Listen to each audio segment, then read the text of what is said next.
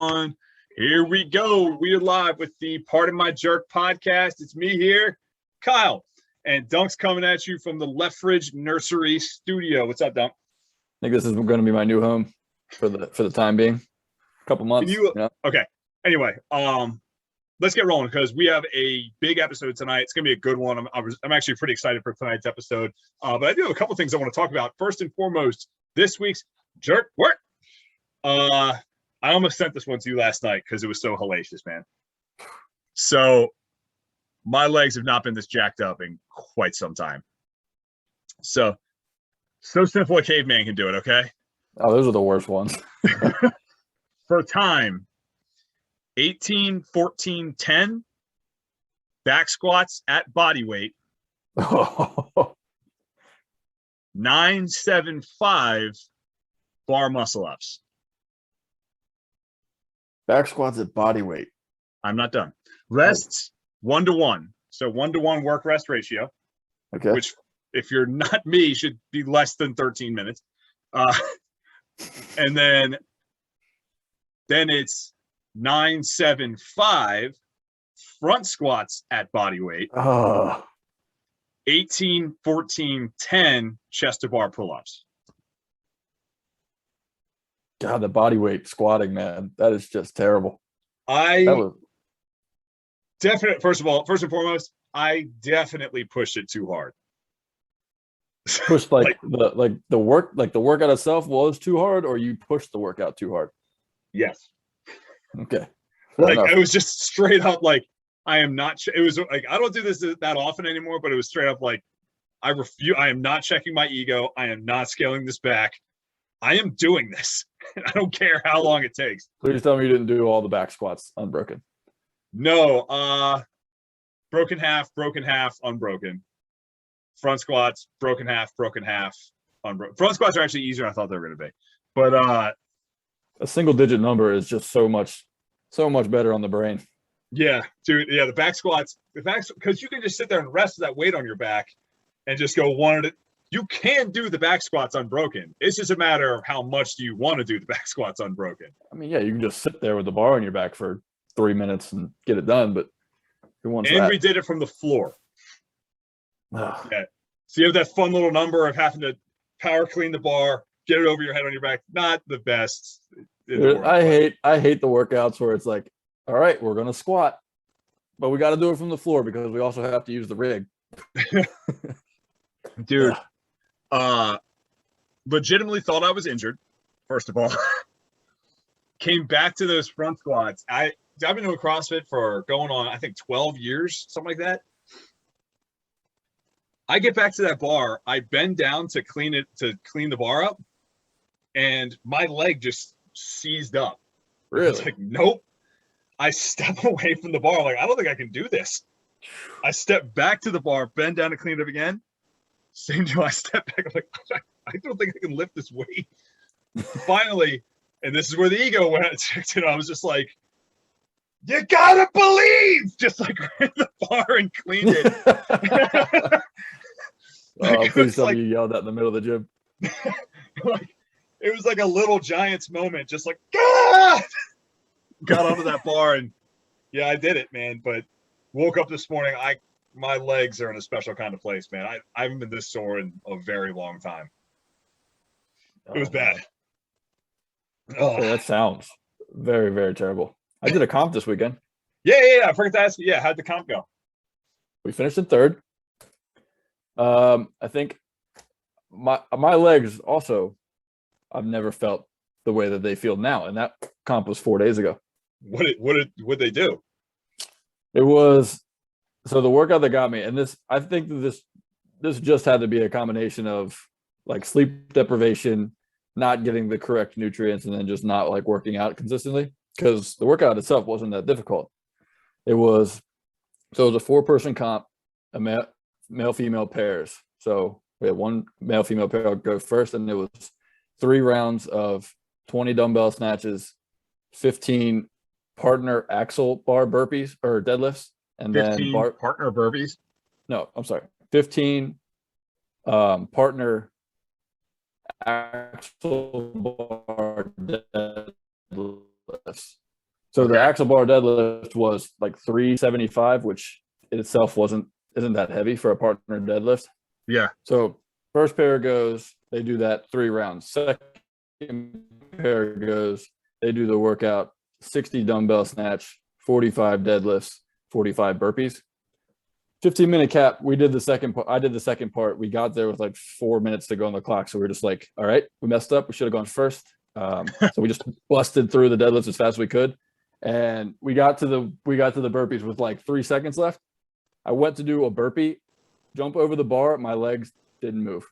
And I just fell over the bar. So it was 20 dumbbell snatches, 15 partner deadlifts, and how many burpees? 15 bar facing burpees.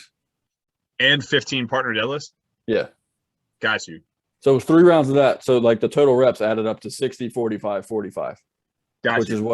is what my rep scheme was when we came back the second pair. So they those had 45 dumbbell deadlifts. snatches into deadlifts? Yeah. So your back, that my back was blown up. My back was blown up, but it was nothing to even compare to how my legs were feeling. Really? Yeah, because so with me being so tall, I had to like damn near sumo deadlift. So that's why I don't like the partner deadlifts, man. I'm vehemently anti-partner deadlifts. Yeah, I don't like practice them. Even when we're getting ready for a team or partner comp, I never practice them. Like, it's not worth it. It's a great way to get injured. Yeah, we don't do them very often I never do them unless I do them in a comp. And like my hands are damn near like touching on the bar, just so like my like I can extend my arms further. So the height works out a little bit better. But dude, the pain you feel in like a 50 cal bike in your legs, and you get off and you're just in pain for the next 15 minutes. Yeah. I felt that for the next hour. I have no idea why. Sounds like you need some more carbs, man. Sitting. Yeah. No, there was definitely lack of nutrients, lack of sleep going on there. So, but it happened. We got third place. Brought that home, that hardware. Yeah. So, speaking of team competitions, we probably didn't talk about it, but I went out to visit you. And when I left you, I went to Nashville, did not make it to CrossFit East Nashville, or West Nashville, whichever one's Tia's gym. Basically, I had to pick between one or the other, and I chose to go to CrossFit Mayhem. How was that? $30. Whoa! Yeah. The hat. That's nice. Yeah. I actually really like this hat. Did you get a shirt? I did. I got but I actually have multiple CrossFit Mayhem or shirts. So I actually ended up getting a Froning Farms t-shirt. Nice. Yeah, something a little different, I guess. It was good, man. We had a good time.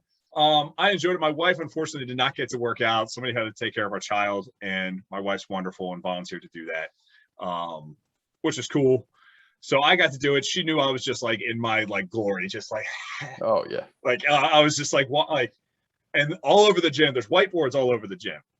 So, of course, I walk to every single whiteboard. Oh, you have to. I'm like, I need the osmosis of Mayhem program. What is CrossFit Mayhem doing that I can try? It's huge. Obviously, it's probably the biggest gym I've ever seen of like purely usable space. Right. Like I've seen bigger gyms, but like I think just like a lot of unnecessary space. This one is the biggest gym I've ever seen where all the space is used and used appropriately. So that was impressive. It's obviously fucking beautiful. It's all red, white, and blue. It's a shrine to Rich Froning. It's all like wonderful Rogue equipment. I had a great time. Everyone was super nice. Had a brief interaction with Rory McKernan. My typical reaction whenever I meet people that are celebrities to my very niche crowd, I just like totally fanboyed out and said something weird. It's funny because you're like the best speaker like of all of our friends, and it's like really not even close. And then you get around somebody you like famous, and it's just like train wreck. Yeah, I know, man. It's like as soon as I meet someone that's in CrossFit, I'm just like, I think about you at night. Like we go somewhere like mildly CrossFitty, and it's just like, calm down, man. Like don't embarrass us. It's like, Rich, I'm wearing your shirt. It's like I'm inside you. Rich, I think about your chest every day. So do you like shave or is that natural? Yeah, so I met Ro. He was a super nice guy, but that was pretty much all that was there. But yeah, we were there for like 3 hours because like you get there, you do the workout. Of course, I'm talking to everybody, like having a good time, you know, and then we go and then we got to go to the pro shop and spend $100 on Mayhem gear, and then we went to Buffalo Brew and got protein shakes and coffee, and then it was, you know what I mean? Nice. But yeah, we had a great experience. It was cool. So the workout was on the 5 minutes for 4 rounds, 18-calorie bike, assault bike, 12 dumbbell snatches at 75 pounds, 6 burpee box overs at 30 inches. 75 pounds. Yeah. So I see it and I'm like, okay, so let her rip. Let's go. Let's make it, let's go fast, you know? So I finished that bike in like a minute 45. And, or I'm finished, excuse me, not the bike. I finished the whole round in like a minute. I was about to say, I was like, you're not moving that fast. Yeah. I finished the whole round in a minute 45. And I'm the first one done. I'm taking a knee. I'm just kind of getting my wind back. I'm breathing heavy, but I'm good. So the coach goes up to me and he goes, shout out Coach Levi. He comes up and he goes, so did you come out a little too hot? I was like, nah, I think I can hold this. He goes, cool. I expect every round to be sub minute 35 then. I was like, don't challenge me, motherfucker. I'll kill myself. Like, I am in a new place. I will do it. Yeah, and so I was like 18 calories on the bike. I'm like, I'm feeling good. So I just hop on, just crank it as high. Like I would literally just rev it as high as I could, then ride that out. And I was finishing. The one guy in the class goes, yeah, after your first round, I watched the clock and you did the bike in 16 seconds. He's like, I just started laughing. I was like, this is stupid. Yeah, he was funny. So I upheld his challenge. My last round was like minute and 27 or something like that. So my last round, I get on that bike. The fucking coach comes up behind me and he's looking over my shoulder on the bike. I'm like, what, you don't think I'm doing the calories, bro? He's like, no, I'm just checking your wattage. I was like, all right, dude. Yeah, whatever. Making sure you weren't sandbagging. He was a young kid. I think he got a little aggro about it, but it was fun. Everyone there was super, super nice. So I had a great time. So highly recommend. It's drivable for you, man. They need to do ham for mustard seeds, and we'll be down there again. It's kind of close. So I want to wrap up. I want to put a bell on or put a bow on our final conversation, and then I want to jump into what we're doing today. So PEDs in CrossFit. You got a little. I want you to finish your point that you made, because we got cut off last time. We were talking PEDs, overrated, underrated. You said the PED issue in CrossFit is overrated. You do not think they're a big issue. Maybe not. You've had the opportunity to sort of encapsulate your thoughts a little bit. You could maybe put a bow on that conversation for me. I'm glad you gave me a brief rundown of what I said, because I had nothing. But yeah, no, I think they're overrated, because if you look at all of the other major sports, PEDs are way more of an issue in those sports. Baseball, it's like the main issue. It's the main talking point, like at least like once a month, you know.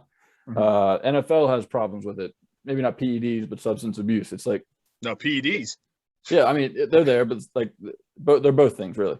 So it's like, and I'm sure the NBA would be like just ruined, because I'm sure if they ever started testing, it's just 90% of their guys are going to have issues. So I think the other major sports have much more of a problem with this than CrossFit. CrossFit has like the third best person on like the 20th place team test positive, and maybe like 1 or 2 guys from the individuals, and 90% of the time it's not anyone that you really care about. We've had the one issue with Ricky Garrard, who was a rookie, no one had heard of him, and then got on the podium, and that's the only reason his name is even known. So like that's the to get himself on the podium. He basically did what most baseball players do, which is use PEDs just so they can get that paycheck, and they can't. Those contracts aren't voided. So you're PED your way into the big leagues, and then like, Right. oh, then I'll get off. Like, I got my year suspension, but I still made $60 million. Right. So, Right. no, Yeah. I do not see a problem. I mean, it's a problem, but it's not an overwhelming problem. Maybe the problem seems bigger than it is because it's like, there's probably the same amount of people that test positive in the NFL every year as there probably is in CrossFit for performance enhancing drugs. Yeah. Right. Handful, 2 to 8 guys per year in the NFL, give or take, right? Maybe it seems like a bigger issue than it is because PEDs will certainly help in other sports for sure. But at the end of the day, it doesn't matter how many steroids you take. It's not going to make you better at catching a football, right? It doesn't make you better at putting the bat on a baseball, right? Whereas like in CrossFit, the training for the sport is the sport. So it's like an immediate apples to apples sort of carryover. Right. You know what I mean? Probably what makes it seem bigger than it actually is. Yeah, I would agree. be my best guess. I agree. I don't think it's been as big of a deal as people let it on to be. It's something to talk about. It's something that people want to complain about, and that's all. Yeah, fair enough. I think that they do a good job with the testing, the punishments, how forward they are about it. Yeah. Well, Justin Berg, Dave Castro both say, I hope somebody's doing steroids. I want to catch them. I want to prove that if you're doing it, we're going to catch you. Right. Which they seem extremely rigorous. The only thing I've heard, the criticism I've heard is just like they need to be more rigorous in the off season. But shit, man, that stuff costs money. It's expensive to test people. Well, Fraser said that they still do test in the off season, I think. They definitely do, but I've just heard guys be like, test more in the off season. Let's get those people, Yeah. Okay. The topic at hand. This will be the definitive, probably final time we address this topic until probably after the 2022 Noble CrossFit Games. Yep. Today we are going to settle the discussion. Matt Fraser or Tia-Claire Toomey or. I don't have a set structure for how I want to do this. Ooh, going for it. So my understanding is that your plan is to take the Matt Fraser side of things. Correct. So I will transitively then take the Tia-Claire Toomey or side of things. And there's evidence for both. There is. I don't think there's really a wrong answer, but. So let's do it like this. 3 minutes. And don't rush because you're going to get another turn. So you don't have to rush. But 3 minutes to make opening arguments. Oh man, 3 minutes, that's a long time. Well, if you want to pass the ball over, by all means, please. But I just want to get the ball rolling. All right, let's let you start. See what you got. Let me start. Okay. Yeah. So yeah, you're the host. So I brought the biggest cannon that you can bring to this gunfight, and that was diligent note taking. Okay.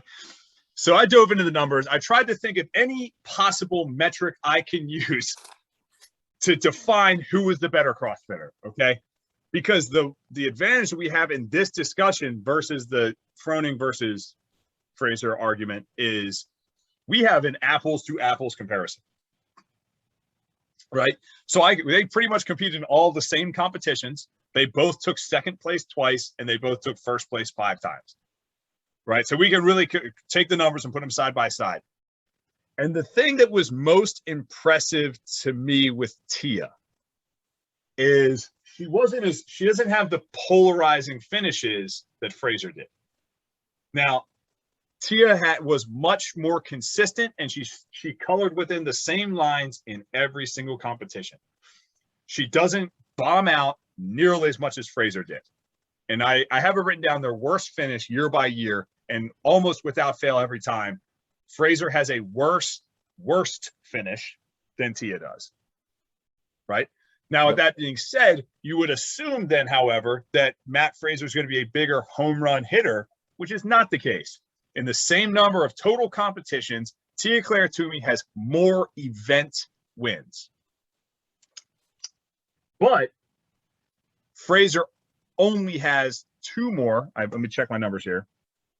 4 more event top 3 finishes. So Fraser has slightly more top 3 finishes, 4 more.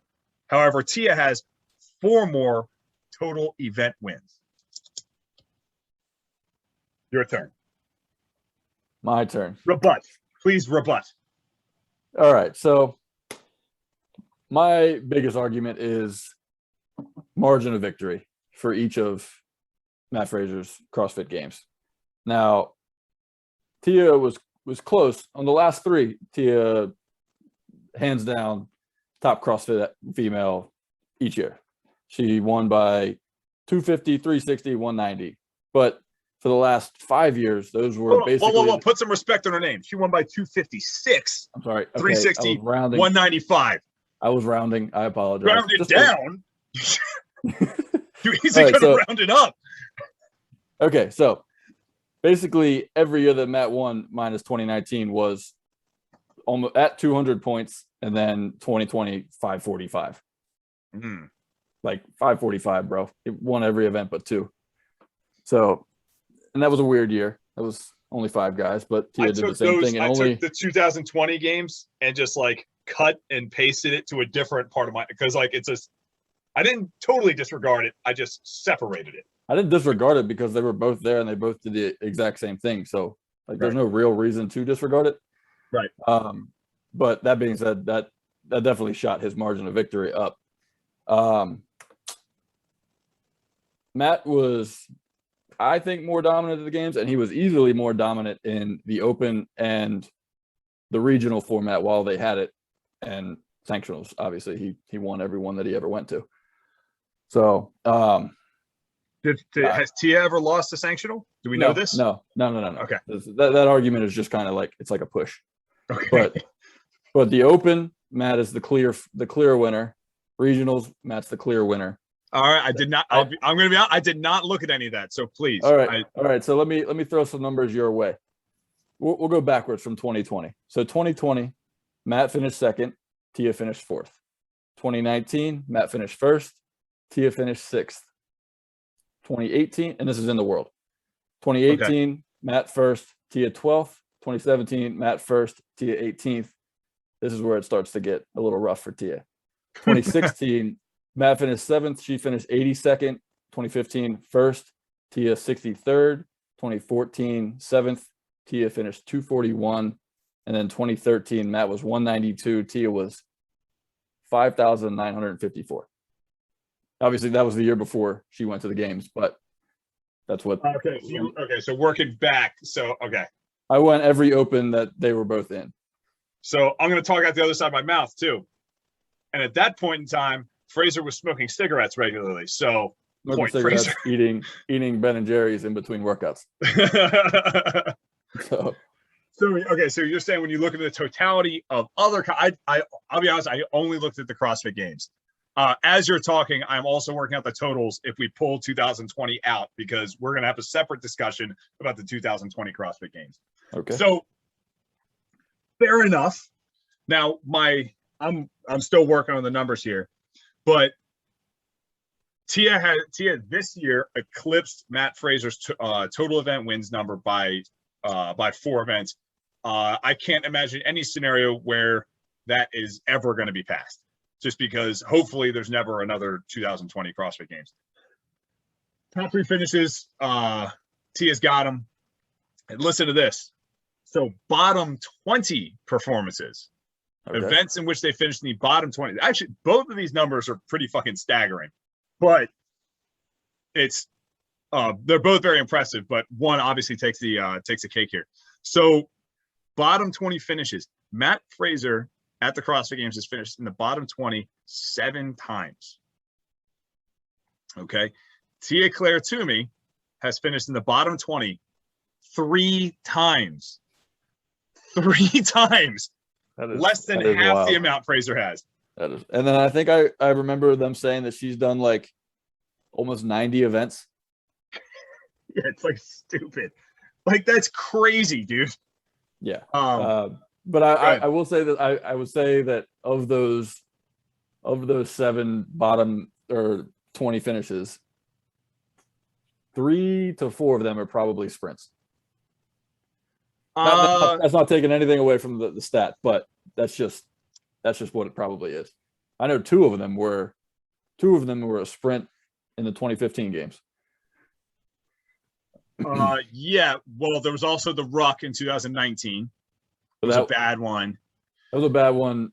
There's two in 2019. He took bottom 20. It was the ruck, and it was one like right before that. What was that one? You have those games like memorized off the top of your head. Hang on, I've got it pulled up. Was it what games was that? 2019? 2019. Okay. I know he finished in the bottom 20 in the deadlift in 2016, 2017, 2016. Yeah. All right. I got it up now.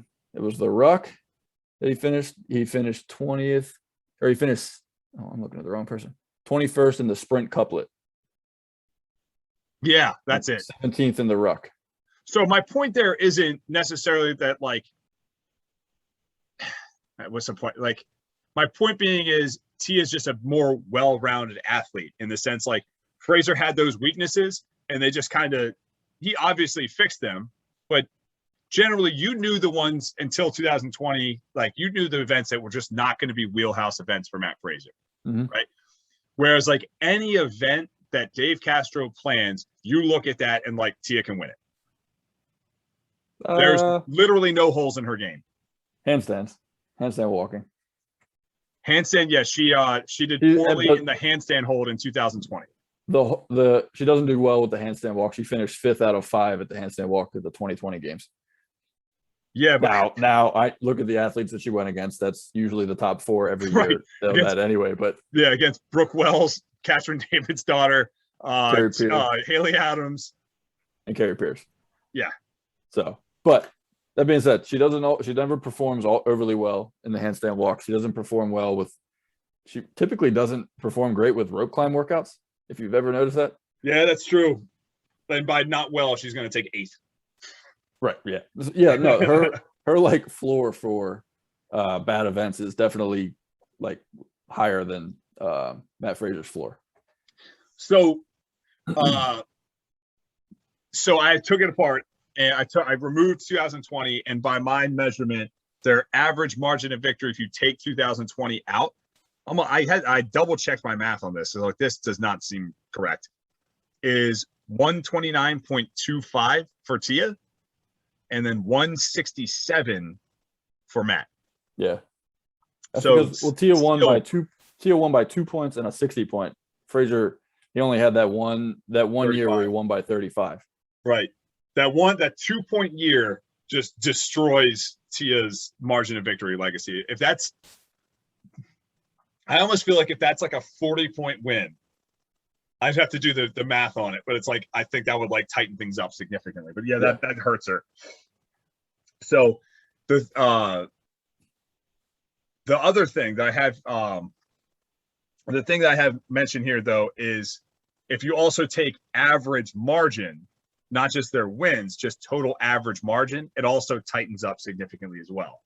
Because Tia's second places are a tighter margin than Fraser's second places were.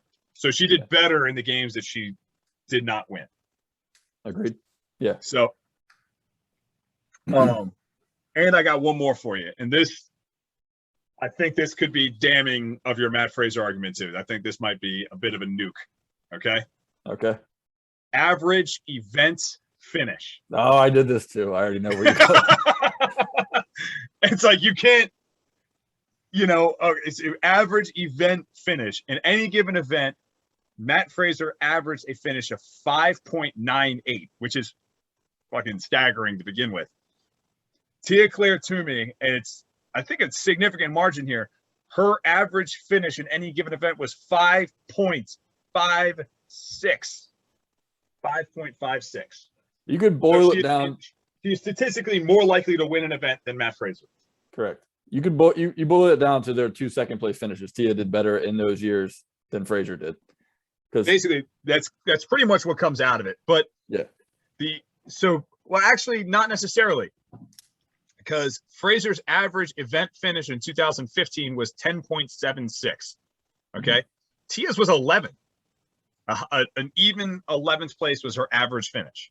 So actually, in 2015, the second year Fraser took second, he did better. And further, you can sit here and say, well, that was Tia's first year. Fraser's rookie year, his average finish was 10.15. Tia's average finish, her rookie year, was 11th place. So Fraser was actually better as a rookie than Tia. The difference is, if you go down the line, Tia, where she passes Fraser is every single year, her average event finish improved every year, where Fraser's fluctuated. Her last 3 have just been like stupid dominant. Yeah. But it also goes to show you, so this is a point for Tia. It also goes to show you how good the women's side is, because her margins of victory still weren't, I mean, they were good, but they still don't, they're about even with what Matt's were, even though she had the higher event finish average. Right. That's why I wanted to isolate the 2020 CrossFit Games, because I do think that Tia competed against a much more talented field in 2020 than Fraser did. Agreed. And if you just look at placings at the games this year, Fraser beat Sam Quant. He didn't even qualify. He beat Medeiros, who did win. He beat Olsen, who took 10th, and he beat Adler, who took like 22nd or something like that. Yeah. You know, no, you're right. So I did isolate it. So if you take out 2020, if you take out the 2020 year, Matt has 15 total event wins. So Fraser fucking doubled his career event wins in 2020. So Tia has 20 career event wins. All right. Now, if you go total top 3 finishes, Matt has 42. Tia has 38. Oh, Matt is a second place guy. And that was his stigma for a long time. Is he's going to be in top 5, but he's not going to win any events. Right. Which is bizarre to think about. If like that was something that he had chasing him for the first 4 years of his career. Yeah, I think it was like 2017. He like finally kind of got that monkey off his back. Yeah, I think 2017, like that was like the first year that he won more than one event at the CrossFit Games. I think you're right about that. So given that, like, and then okay, there's an intangible side of this argument, right? Like, we can dive into the numbers. In my opinion, it's exceptionally tight. But like, you can obviously you can argue it either way, right? There's you know, you can monkey with the numbers as much as you want, and it's going to make it look in either direction. I personally believe that Tia, when you look at the numbers, does have a more significant career, but there's an intangible side of this, right? And I was trying to figure out a way to measure this, and it probably exists. I just wasn't willing to do all the math. But is there a way of discussing who beat a more talented field in their career? I'm sure that there is, but that would take a lot of freaking research. Right. Like, I'm always like, when they sit here and say that we're going to talk about who's the greatest running back of all time, Barry Sanders or Jim Brown, I'm always going to say Barry Sanders because he played in a more talented, deeper NFL. Mm-hmm. You know what I mean? And in this argument, who is the Barry Sanders? Do we have a consensus here? Look, I would say that Fraser's career started off tougher than what Tia's did. I think the men's field when Fraser started was harder than the females field when Tia started. Ooh, I don't know if I agree with that, but please. I just think like Froning coming to the 2000. I'm thinking about this and I'm like talking myself out of it as I go. But like, I'll just say, because a lot of the guys that he beat were on their way out. End of the career, they're on the way out. You know, but like, you can't say a lot of the guys he beat, yes, but he went up against Froning, who is still at the top of his game, just in a different part of the game. Right. He went up against Khalipa, Bridges, all those guys who he lost to, though. That's what I'm saying. Don't be one of those fucking people that want to hand out cookies for who guys lost to. I mean, yeah, okay, yeah, who he lost to, but like he was up until the last event, he was there. Like he had a chance to win it at the last event. It wasn't like Froning won by 300 points, and I'm like, oh yeah, he almost beat Froning. Yeah. Like, and we can all agree Castro programmed that workout so Froning would win his 4th straight. I mean, that was an opinion I held for a long time. It's almost facts at this point. I don't know. Not even an opinion. Yeah, I would say that the female, like, there was a lot more well-rounded athletes on the male side when Fraser started. The female side, there was a lot of specialists. I'm just thinking you've got Briggs, who's the endurance person. She's going to win all the endurance events, but that's it. She's going to bomb everything else. Katrin's going to do great with the gymnastics. She's not strong. She's got to be able to handle any of that. Sarah Sigma's daughter at that point was just strong, and she was average at everything else. So like there wasn't anybody that was just like, all right, that they're going to be great at everything and go from there. The men had a little bit more generalist to them as opposed to the women. So Castro says this all the time. And we've observed this watching the doing our rewatch podcast, where you see that the men and women, they don't move in lockstep together. You'll see the men's field sort of jump forward and the women's field will kind of hang back. And you'll see the women's field jump forward and the men's field will kind of hang back. You know, like in 2009, like to win the CrossFit Games as a female, if you could do muscle ups, yeah, you were going to win, like you, right. And just be consistent everywhere else. Right. And in 2000, and I think, and there's different years where you saw the women became exceptionally impressive and the men they move forward back and forth. Right. So, and Castro says a lot in 2015, he goes, that was the definitive year where he was like, oh shit, like these guys got a lot stronger.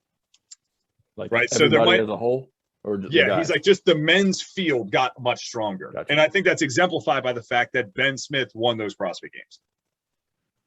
You know what I mean? So yeah. The women's, so to that point, I think as a female, you could be if you were just strong, if you could move a barbell well, you were going to compete at a higher level that year. Don't forget, Brooke Entz finished top 10 that year. Very true. We haven't seen her since. Has she even made it back to the games? No. Remember she had that regionals meltdown in 2016 or 17, the strict Nate year, 2016. Yeah, I do remember that. Yeah, she had that whole meltdown and was like berating Marsden in a documentary that he was making. That poor guy. Yeah, poor guy. So the point there is like, I would say Tia's second place finish as a rookie was more impressive than Matt's second place finish as a rookie. First of all, the point margin was tighter, and I would say she beat a better field. Oh, right? But you're talking point margin tighter, it's 10 points. What? Margin's tighter. Like 2 places? Okay, so margin's tighter, but Tia lost to Katrin. Matt lost to Rich Froning. Yeah. Like, 15, okay, so maybe the field, maybe the field was a little stronger, but the champion, there's no comparison. Yeah, you're right. There's no comparison between Katrin and Rich. And that whole, first of all, hold on. This argument shouldn't be happening because Tia should have 6 championships right now. That is a point against her by the way she acted in the 2016 games. Who, Tia? Yes. Oh, I'm talking about Tia should have won the 15 games. Tia should have won both of them. What happened in the 16 games? Besides, she was just negging herself the entire time.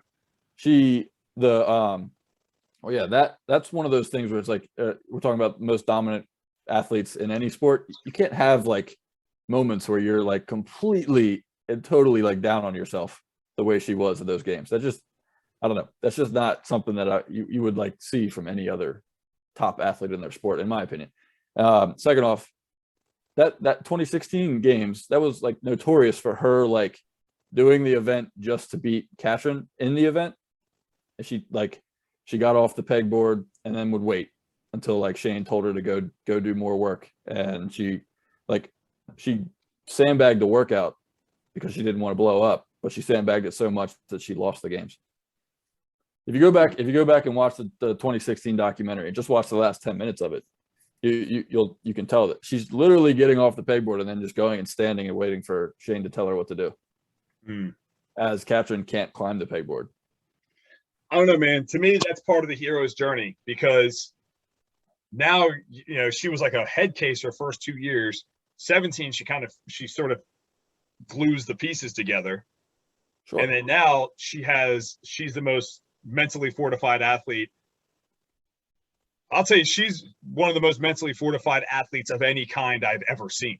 Oh yeah, sure. But that year didn't have to happen maybe it did have to happen for her to end up this way, but it still happened, and it was still a blip on that resume. Well, look, you could say the same. We could bring this argument to the LeBron Michael Jordan thing, where it's like, wow, Michael Jordan would have never had the 2011 meltdown against the Mavericks, but LeBron's always like, well, that finals made me better. It made me better as a player, as a leader, as a captain, this, that, and the other. But that will always be a mark against him in that final argument that everybody's always going to have for the next 100 years. That's talk about splitting hairs. But I'd still give it to Tia personally, but that's pretty like, and this. Okay, so I've asked this question before. Okay. I've asked this question before, and that is, if Tia competes in the CrossFit Games next year and she takes second place, does that improve or hurt her legacy by compare it in terms of her juxtaposition to Matt Fraser? Oh, I'm not one of those people that would say it hurts it, because she's already matched it. He retired, so like she could retire and everything would be the same. Like we're basically saying that they kind of we're talking about like minuscule things to try and sway the argument either way. I think the only way she goes into the games next year and hurts her legacy is she finishes in like anywhere from like 11th to 40th place.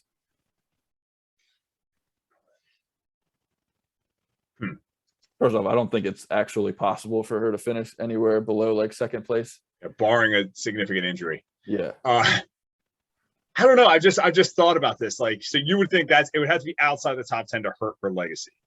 Now I'm talking about in comparison to Matt Fraser, because if Matt Fraser's heart was in it this year, he wins by 300. He does the same exact thing that Tia does, wins by 250 or whatever it is. Now we're always going to have to speculate upon that. We're never going to have that data, right? But you look at it and you're like, my point being is Tia reached the summit of her career. And then if she takes second place, she's shown that she can be beaten. Whereas when Fraser's trajectory reached its peak, no one has any evidence that he could be beaten. And I'm talking out both sides of my mouth, at a significantly more advanced age than Tia. Something you never brought up. He's in his 30s. That's true. You know what I mean? Just something I've thought. I don't necessarily know the answer, but it's just something I've been thinking about. By the way, just off the top of my head, thinking for the last 30 seconds, I don't think Matt wins by as much as Tia did this year if he would have competed. I don't think so either. I think, but a first is a first. The workouts and the field, I think, was a little bit closer, and some of the workouts weren't quite as. But his weaknesses would have showed up again. I would, the way to figure it out. I'd be curious, like we go through, figure out the average open finish of the total athletes that they beat. I think that's the only way you can do it. Like that has to be like that. The average open finish? Yeah. Why the open? The open's such a generic, bland test. It's not even an elite athlete test. Because now what we're gonna do is we have the head-to-head measurement here. So Tia or Matt took first place. Well, now let's see how good the people, how can we figure out how good the people were that they beat? But you can't do that because one of Fraser's biggest competitors is Fikowski, who's notoriously terrible in the open. He's not the same athlete in the open as he is in the games, and you know that. Yeah, but that female has to exist too. I don't think it exists in the same way that it does for Fikowski. You would have to take one of the top 5 athletes and be like, all right, well, this person for sure finishes in like 90th place in the open and barely squeaks in each year. That just doesn't, that's not there. Or whatever place he finishes in, 250th. There's a way to do it. I think just would involve a shitload of math. Like really sitting down and diving into a lot of numbers. That's one of those things that you got to do. Like you got to have like 3 different monitors up and going at the same time. Right, just go full beautiful mind with like 12 markers, like dual markers on whiteboards.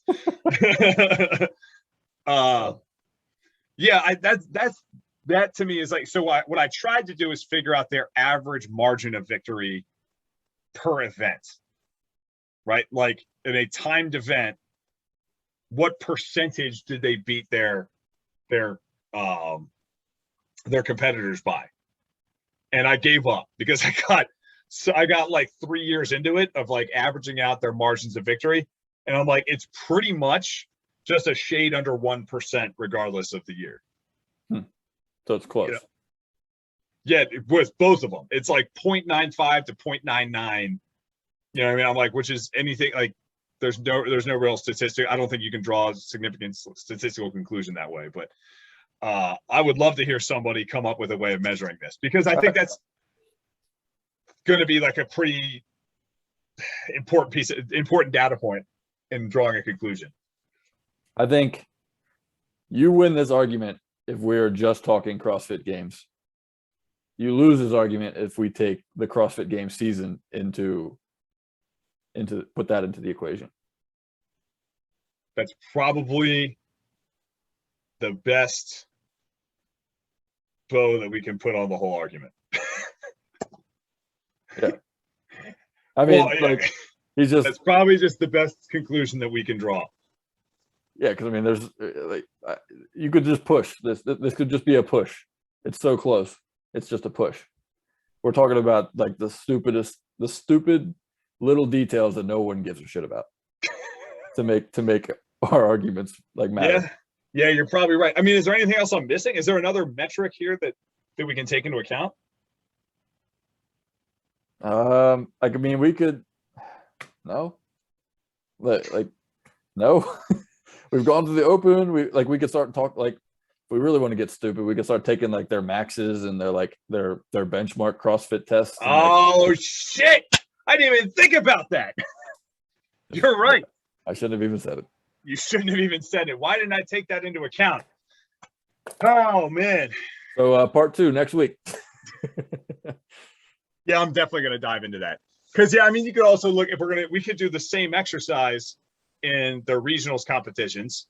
So look, basically all you'll have to do is just go through stage 1 of the 2020 games and just figure out who was more dominant then, because that's just benchmark workouts on steroids, you know? That is also a fair point. Yeah, because I guess you really couldn't even go through because if we go through like regionals, Matt Fraser was competing against Pat Vellner every year. I guess Tia was competing against Carl Saunders, but it's like. But Matt Fraser's field was like it was Carl Saunders and then who? You know? Yeah, right. Maddie Sturt. Yeah, like at the very best bottom quarter of the CrossFit Games field. Right. I guess. Where there were some years where like there was like 3 or 4 or 5, all 5 guys that were like in the top half of the CrossFit Games. Right. I don't think that's necessarily a fair comparison because, like, of course, Tia is going to beat up on Australian people, but you know, or it's just going to be back and forth between her and Cara, and then they're going to blow everyone else out of the water, right? But whereas, like, yeah, Matt was going, I think, against a little bit deeper talent pool in that regard.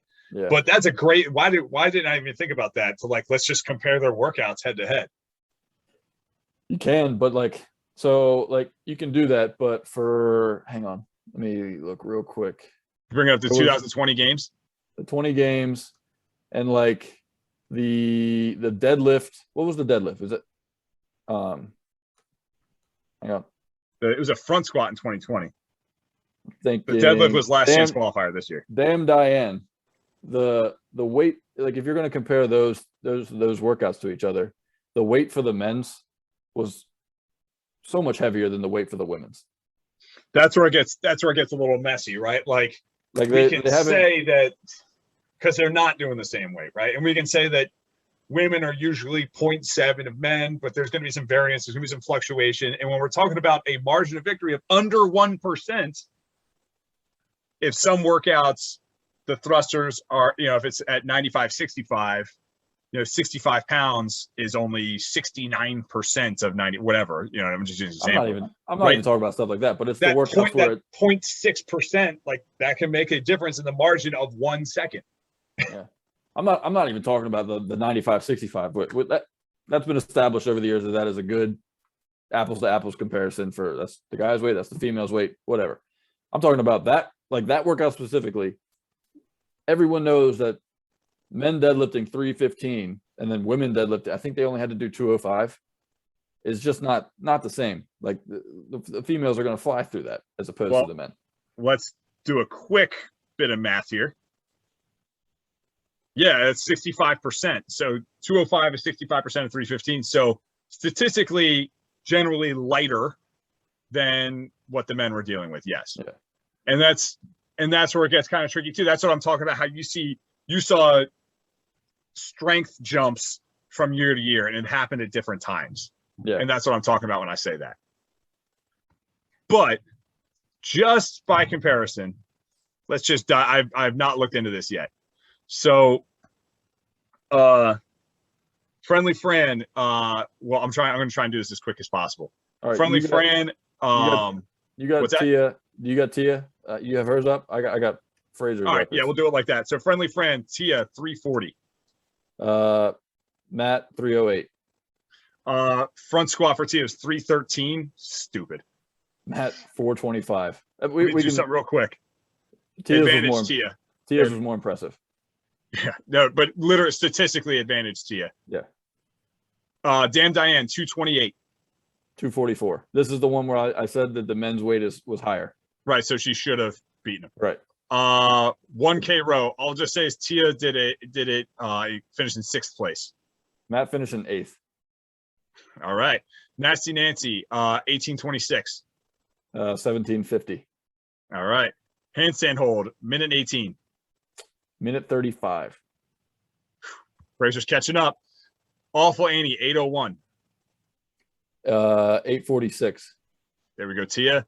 All right, so 2007 reload, 1247. 1307. Nice. I think that was another one though. What was the weight for the females on that? No, I'm not making that argument on that one. It was 155, 225. I thought it was 235 for men, but no, it was 225. Okay. Corn sack sprint, 305. 251. Yeah, I mean he should win that one. Right, don't even look at the total. Yeah, we'll skip the total. Handstand sprint, 205. 120. All right. So points sustained on the handstand stuff. Ranch loop, hour 6. 57 minutes. Yeah. Toes to bar lunge, 333. 304. Snatch speed triple, just first. I don't know. Yeah. Bike repeater, 1437. 1254. A lot of these are difficult. They're not really apples. Yeah. Obviously, legless rope climbs are going to be harder for a male in general, not all the time, but in general. And pushing a bike on grass. Right. And like the long distance run at that level, you would expect the male to finish faster. Happy Star, 842. 818. Nice. Swimming stuff, 826. Swimming stuff, 838. Okay. So sled sprint, minute 5. 56. Okay. And then Atalanta. Let's call this one a tie. I mean, they literally held hands across the finish line. Yeah, they tied. Um, So what do we take from that? So after working our way through that information, I think we can safely conclude nothing. Yeah, that was just a waste of time. Well, I think we actually got this podcast to length for today. We probably could have buttoned it up right when you said Tia wins the games, Matt wins overall. Yep. That was a fair point, and then we just went down a rabbit hole. It's all right. Everyone turned off the YouTube video a long time ago. Anyway, if any of you guys have an argument to make, if we missed anything, please let us know. Send us a DM, leave us a comment, leave us a review. I love it when you guys argue with us in the reviews. That's fantastic. So thanks for that. Nice. Love hearing from you guys. Thanks for tuning in. We will be back to you guys very soon.